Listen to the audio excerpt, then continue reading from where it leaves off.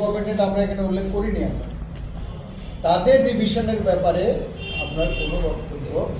আমাদের প্রাইম মিনিস্টারের কাছে আমরা যে সিগনেচার ক্যাম্পেইন করার সময় যে তিনটা মূল দাবি আমরা তুলে ধরেছি, এক নম্বর হচ্ছে scraping of pension validation clause adopted in Parliament on 25/3/2025, যেটার কথা আমি আপনাদের উল্লেখ করেছি। ভ্যালিডেশন ক্লজ যেটার মাধ্যমে সেন্ট্রাল গভর্নমেন্ট এম্পাওয়ার পেনশনারদের ব্যাপারে এখন সিসিএস পেনশন রুলস মানার বাধ্যবাধকতা এসব থাকবে না। গভর্নমেন্ট তার ইচ্ছা মতো যদি মনে করে পেনশন রিভিশন হবে বা পেনশনারদের মধ্যে ডিভিশন ক্রিয়েট করা, সেটা করতে পারবে। আমরা বলছি এই যে ভ্যালিডেশন ক্লজ, এই ক্লজটাকে তুমি এটা স্ক্র্যাপ করো, এটাকে বাতিল করো। 2 নম্বর হচ্ছে amendments two terms of reference of 8 CPC central pay commission to include pension revision of pre-2026 pensioners. Old pension সিস্টেমে যারা আছে তাদেরকে তুমি অষ্টম পে কমিশনের যে টার্মস অফ রেফারেন্স আছে সেটার মধ্যে এটা পরিষ্কারভাবে উল্লেখ করো।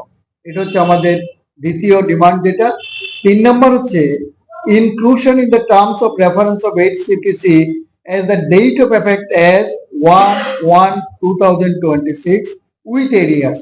অর্থাৎ এটা 8 সিপিসি টার্মস অফ রেফারেন্সের মধ্যে এটা পরিষ্কারভাবে লেখা নেই। আমরা বলছি এটা ইনক্লুড করো যে 1/1/26 থেকে এটার এফেক্ট দেওয়া হবে, এবং তার ক্ষেত্রে যদি দিতে গিয়ে কোনো এরিয়ার যদি আসে সেটাও গভর্নমেন্টকে দিতে হবে। এই হচ্ছে 3টা মূল দাবি।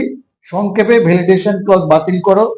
2 নম্বর হচ্ছে পেনশনারের রিভিশন, যারা pre-2026 যারা তাদের ওল্ড পেনশন সিস্টেমে যারা আছে তাদের পেনশন রিভিশনটা টার্মস অফ রেফারেন্সে ইনক্লুড করো।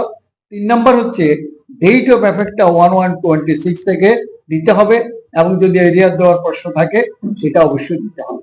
এই 3টা মূল দাবি এখন আমরা গভর্নমেন্টের কাছে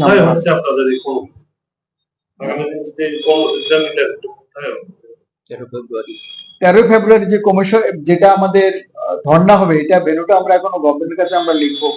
গতবার তো আমরা করেছিলাম আকাশ বাড়বেন ভবনের সামনে, এখন যদি পাই। এটাও তখন গভর্নমেন্ট রাজিও ছিল না পুলিশ ডিপার্টমেন্ট থেকে।